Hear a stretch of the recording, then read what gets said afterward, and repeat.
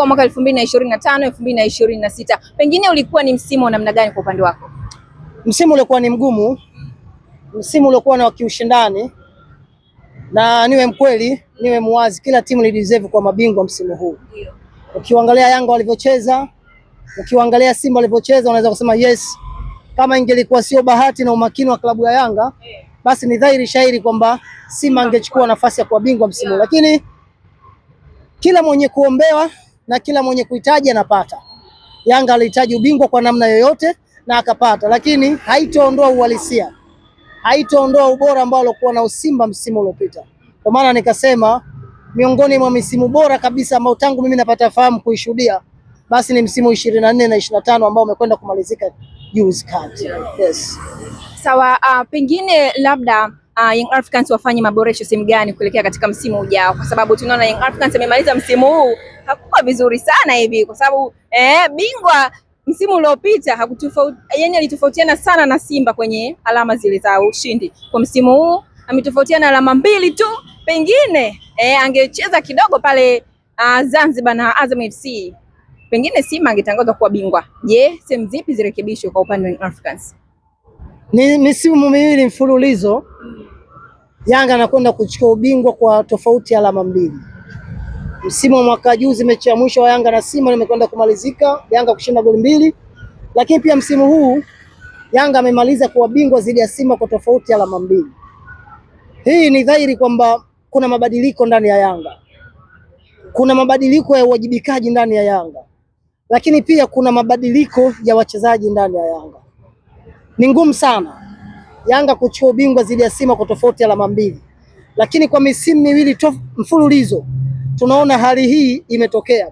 Kwa hiyo inawezekana kwa wachezaji wa Yanga baadhi yao kushuka kiwango, inawezekana kwa wachezaji baadhi yao wa Yanga hawana quality ya kucheza Yanga, lakini pia kuna uwezekano mkubwa Simba wamekuja tofauti zaidi na tulivyokuwa wanafikiria. Yes, kama tulivyokuwa tunawategemea. Msimu ule tuliona, lakini zaidi msimu huu ambao umemalizika juzi, Simba walikuja tofauti sana. Na ukiangalia Simba kwa makini, unaona ni klabu ambayo ilijengwa kwa muda mfupi sana kwenye msimu uliopita. Yaani ukichukua Simba ambayo imeanza ligi na ukichukua Simba ambayo ilianza kwenye dirisha dogo, unaona ni Simba mbili tofauti. Lakini unaiona hii Simba ya pili ya dirisha dogo ni kubwa kuliko hile, na hile ndio imekwenda kupelekea ligi kumtoa bingwa mpaka dakika ya mwisho. Lakini pia mimi kwa namna nilivyofuatilia mpira, kwa namna nilivyoangalia mpira, kuna favor Simba alikosa ya wao kuwa mabingwa. Niliwahi kusema na nitaendelea kusema, Simba hapaswi kuwalaumu Yanga, Simba hapaswi kuwalaumu Singida, Ihefu wala timu nyingine yoyote. Nikasema Simba adui yake namba 1 msimu uliomalizika alikuwa ni waamuzi. Yes. Kwa nini ni waamuzi? Kwa sababu ukienda kwenye kamati ya masaa 72, ukiangalia kwenye chati yao inakuonyesha kuna mechi kadhaa, almost mechi 5, mechi 6, ambapo Simba anaonekana amenyimwa faida kupitia waamuzi wa ligi kuu ya Tanzania bara. Ndio maana nikasema inawezekana Simba amekosa ubingwa, yes, kwa sababu Yanga iko bora, lakini mimi binafsi nitakubali Yanga alikuwa bora, lakini nitakubali zaidi kwamba marefari msimu uliopita walikuwa wana kazi kubwa ya ziada kuhakikisha Simba anakosa ubingwa kuliko msimu iliyopita huko nyuma. Kwa hiyo hili limetupa salamu moja, kutukumbusha kama wana Yanga Simba iko vizuri msimu umalizika, lakini pia hili limetupeleka darasani. Ili tukompeti na Simba msimu unaokuja, ni lazima tuwe na wachezaji bora, ni lazima tusajili wachezaji ambao wanaweza wakabatwa na Simba, ni lazima tusajili wachezaji ambao watakwenda kutoa tafsiri halisi ya timu na kikosi kipana. Tumeona msimu uliopita akikosekana Alan Okello timu ina changamoto. Tumeona msimu uliopita akikosekana Djigui Diarra timu inakuwa na changamoto. Na hii yote ni kwa sababu yule aliyetukimbiza amekuwa bora kuliko sisi ambao tulikuwa tunaongoza mbio. Kwa hiyo ni salamu Simba ametupa, na mimi naamini viongozi wa Yanga ni watu makini sana. Na mimi naamini viongozi wa Yanga ni watu wa mpira. Darasa waliotupa Simba msimu huu uliomalizika unakwenda kutupelekea sisi tunakwenda kufanya usajili bora sana kuelekea msimu unaokuja. Sawa, umeongea vizuri sana hapo Dosa, lakini huenda ikawa kwamba Young Africans walijiendekeza kwa sababu wanajua wao ni mabingwa kila siku na ndio maana nikasema mwenye macho haambiwi tazama, mwenye masikio haambiwi sikia. Simba ametupa darasa la kusajili. Simba ametukumbusha namna kusajili wachezaji wazuri. Na ni kwa nini ametukumbusha? Kwa sababu ya maingizo mapya ambayo Simba alikwenda kuyafanya dirisha dogo. Ukizungumzia Simba dirisha dogo unamzungumzia Libase. No doubt kwamba one of the best mchezaji ambaye ameingia kwenye dirisha dogo ni Libase. Lakini bado pia utakwenda kwa kina Oura. Ni wachezaji waliokuwa bora sana ambao wameshindikiza kwamba ili bingwa patikane ni lazima tusubiri mechi ya mwisho. Na hiyo imejidhihirisha kwenye mechi ya mwisho ambayo Simba alimaliza na KMC na Yanga akamaliza na JKT. Na ndio maana nikasema wapo watakaokubali na wapo watakaokataa, lakini mimi binafsi naamini Simba wamenipa darasa ni mchezaji gani ana deserve kucheza Yanga na ni mchezaji gani anastahili kuondoka ndani ya Yanga kwenye dirisha dogo hili, kwenye dirisha kubwa hili. Yes. Hapo. Tuambie wachezaji gani ambao unaona kwa upande wa klabu ya Simba wanaweza kuja kucheza ndani ya klabu ya Young Africans, lakini pia kwenye timu ya Young Africans wanatakiwa kuondoka kuaga bye bye. Tuanzie wapi? Tuanzie kwa upande wa klabu ya Simba. Hapo ndo patamu. Mimi sio muumini sana wa Simba. Na sio mtu wao Simba, ingawa kuna kelele zinapigwa nje ya uwanja kwamba Dosa wewe kuna namna moja ama nyingine ndani ya Simba. Kuna wengine wanasema unaokota, lakini actually kabisa sijawahi kuokota. Najitahidi sana kutafuta vyanzo, lakini pia najitahidi sana kutafuta ukweli ambao kesho utakwenda kuniweka mimi huru. Simba kuna maeneo kadhaa wanahitajika kufanya maboresho. Mimi binafsi ningekuwa ni mtu wao au mshauri wao, ningewaambia kwenye eneo la namba 9. Tumeona msimu uliopita Simba walikuwa na changamoto sana kwenye eneo la mshambuliaji. Wanatengeneza nafasi nyingi lakini wanapata goli chache. Lakini Simba nikiwaangalia kwa jicho jingine, Simba wanahitajika mbadala wa kina Yusuf Kagoma. Nikizungumzia mchezaji wa kuja kumsaidia Yusuf Kagoma. Lakini bado kwenye eneo la juu, kwa sisi watu wa mpira tunasema attacking midfield. Simba wanahitajika sana kutafuta mtu ambaye atakuwa na kariba kuja kucheza Simba. Umeelewa? Lakini kwenye eneo la fullback namba 3, Simba pia wanahitajika kufanya kazi ya ziada. Kwa sababu eneo la fullback namba 3 Simba wameondokewa na mchezaji wao bora sana, Mohamed Hussein Shabalala, ambao sasa hivi yuko upande wa kwetu. Lakini bado upande wa kushoto Simba wanahitajika mtu wa kwenda kupushi agenda za kutoka nyuma kwenda mbele, kimaanisha fullback namba 2, kwa sababu ili upate timu nzuri ni lazima upate mafullback wa pembeni waliokuwa na uwezo mkubwa sana wa kuitoa timu chini kuipeleka juu, na Simba eneo hilo pia wanahitajika sana. Lakini ukienda kwa Yanga kule upande wa kwetu Bizahara, tuna changamoto actually kabisa. Mimi ukiniambia ni wachezaji wangapi, mimi kwa rahisi sana nitakwambia almost wachezaji 9 ndani ya Yanga wanahitajika kuondoka. Yes. Yes. Na hii kauli imenidhibitisha ndani ya nafsi yangu baada ya hivi karibuni kusikia mazungumzo ya msemaji wetu wa klabu. Alisema sisi msimu huu tunakwenda kujenga timu. Neno kujenga maana yake linaanzia kwa foundation, si ndio? Ni lazima utengeneze msingi. Na msingi ni lazima ipo kocha, lazima walete wachezaji, si ndio? Lakini ukienda kule upande wa pili wanakuambia sisi tunakwenda kuiboresha timu. Hivi ni vitu viwili tofauti. Kujenga timu kunahitajika lazima kuwe na foundation, si ndio? Lakini kufanya maboresho kunahitaji tu tofari lile limeharibika na leta tofari jingine. Kwa hiyo kwa upande wetu mimi naona kabisa kuna zaidi ya wachezaji 9 ambao ukiwaangalia kabisa unasema hawa kwa namna mbili, either quality yao ni ndogo ama wametumika kwa muda mrefu kucheza ndani ya klabu ya Yanga. Kwa hiyo sio lazima watu kuungana na mimi, ila kama nilivyosema mwanzo, viongozi wa Yanga ni watu wa mpira, wanajua mapungufu ndani ya timu. Mimi naamini Bizahara hili ondoka nalo.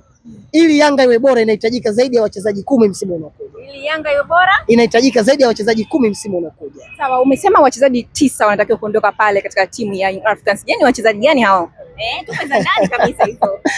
Sasa hii unajua sometimes tunazungumzia kwa kulinda itifaki zetu. Ndio? Sometimes tunazungumza kwa ajili ya kuna kitu kinaitwa itifaki, si ndio?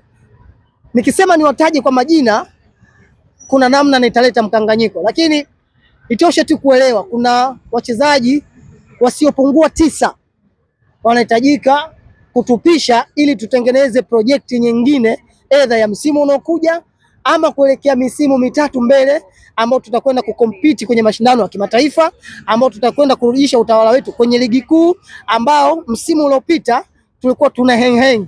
Bahati nzuri watu walikuwa makini nje ya uwanja na ndani ya uwanja kuhakikisha msimu uliomalizika sisi tunakuwa mabingwa, lakini mimi binafsi naona msimu uliopita tulikuwa tuna changamoto, lakini mpaka sasa ninafikiri ni muda wa kusajili, na ninaamini viongozi wa Yanga, watu wa Yanga watakwenda kuwa makini kuhakikisha wanakwenda kufanya usajili mkubwa unaokuelekea dirisha. Bi Zahara, Simba nilisema kuna changamoto ya center back, na zipo taarifa zinatajwa ambazo hazijasadikika kwamba beki aliyemaliza muda na klabu ya Yanga ambaye anatokea Tanga anahusishwa kwenda kujiunga na Simba Sports Club. Simba. Yani beki aliyemaliza muda na Yanga ambaye anatokea Tanga anahusishwa kwenda kujiunga na Simba Sports Club. Simba. Yani beki aliyemaliza muda na Yanga anatokea Tanga anahusishwa kwenda kujiunga na Simba Sports Club, na sitoshangaa kwa mchezaji huyo kwenda kujiunga na klabu ya Simba. Na mimi nikwambie for sure kabisa, kama ikitokea dili hili linakwenda kukamilika, yes, na namna Simba wanavyofanya usajili wao, kwa sababu kuna beki mmoja pia kutoka Nigeria national team anatajwa kujiunga na Simba, na huyo beki akitajwa kwenda kujiunga na Simba, alafu pale kuna kina Rushaini Diroko, si ndio? Mimi nakwambia hili Simba haitakuwa na shida kuweka goalkeeper zaidi ya mabeki ambao wako nao, wanaweza seke na goalkeeper na bado Simba wasiruhusu wao timu kufungwa zaidi, sio maana vizuri, kwa sababu ni wachezaji ambao kwanza wana quality hali ya juu, lakini pia wana experience na wana nguvu bado za kutumika kwenye kucheza ndani ya vikosi hivi viwili. Kwa hiyo kama ikitokea wachezaji hawa niliozungumza wanakwenda kusajiliwa na Simba, Bi Zahara, heshima ya Simba kwenye mashindano ya CAF Champions League, heshima ya Simba kwenye mashindano ya ndani inakwenda kurudishwa msimu unaokuja. Yes. Wanazungumza ni kama mmehamia, mnakwenda na upepo wa Simba, kwa maana ya wamekuwa wakijaribu kuchukua baadhi ya makocha ambao wamefanya vizuri, pia wachezaji ambao ni sasa wanafanya vizuri pia. Ni kama Young Africans sasa wanakwenda na ule upepo wa kuhamia South Africa, kwa maana ya soko wanalihamisha kule South Africa. Licha ya hivyo pia kumekuwa na tetesi ambazo zinasemekana kwamba Steve Barker anamhitaji Neo Maema, lakini baadhi ya viongozi wanahitaji kupisha ili kuweza kumleta mchezaji mwingine. Maendeleo hayana chama, maendeleo hayana chama. Ukitaja South Africa unataja miongoni mwa nchi bora kwenye bara la Afrika ambao lina wachezaji waliokuwa bora zaidi. Leo tukiwazungumzia South Africa, wachezaji wao wamepata heshima kubwa sana kwenye ligi yetu. Yupo mchezaji mmoja anacheza Simba, Rushaini Diroko. Mimi mpaka leo naamini, na hili nitaendelea kuamini hata ikitokea mimi nimeondoka kwenye dunia, bado nitaendelea kuamini kwamba Rushaini Diroko ana deserve kwa beki bora wa msimu uliomalizika. Kwa nini? Ni kwa sababu ya uzoefu na ubora aliokuwa nao na ubora aliopata kwenye nchi ya South Africa. Kwa hiyo sishangai Yanga na wao kwenda kutafuta wachezaji kwenye nchi ya South Africa. Sishangai na Yanga na wao kwenda kutafuta kocha kutoka nchi ya South Africa. Leo ametaja upepo. Si upepo. Sisi tunaangalia kilicho bora. Simba wana kocha anaitwa Steven Barker. Ni kocha ambaye ni raia wa South Africa. Na miongoni mwa kocha bora ambao hivi sasa wapo kwenye ligi yetu ni Steve Barker. Na ni kocha ambaye tangu amekuja mpaka sasa hajafungwa, na maanisha kikosi chake kina unbeaten, si ndio? Lakini pia ni kocha ambaye amekwenda kuvunja baadhi ya historia za Yanga. Ni kocha ambaye amekwenda kuwavua Yanga ubingwa wa ligi kuu CRDB Bank, si ndio? Lakini vile vile ni kocha ambaye amekwenda kuvua ubingwa wa kombe la Muungano ambao ulikuwa unamilikiwa na Yanga. Na ndio maana Yanga wao wakaona ni nani ambaye atakuja kucompete na Steve Barker. Ni kocha Mankoba, si ndio? Mankoba. Nimepatia? Na kusikiliza wewe shabiki, nitaweza kuhimili pengine ile pressure. Kumbuka Simba walianza na Benfica, wakaja na Fado Davis, haikutosha. Wamemchukua Steve Barker ambaye alikuja kimya, lakini mambo yake yamejidhihirisha. Yanga mnaweza kuhimili pengine ile pressure ya Mankoba? Ni miongoni mwa makocha bora sana kwenye bara la Afrika. amefanya vizuri na Mamelodi chini ya Pisomane, lakini pia amefanya vizuri chini ya Role Mokwena. Lakini kocha bora, ili kocha awe bora, ni lazima atengenezewe wachezaji waliokuwa bora, ni lazima aletewe wachezaji waliokuwa bora.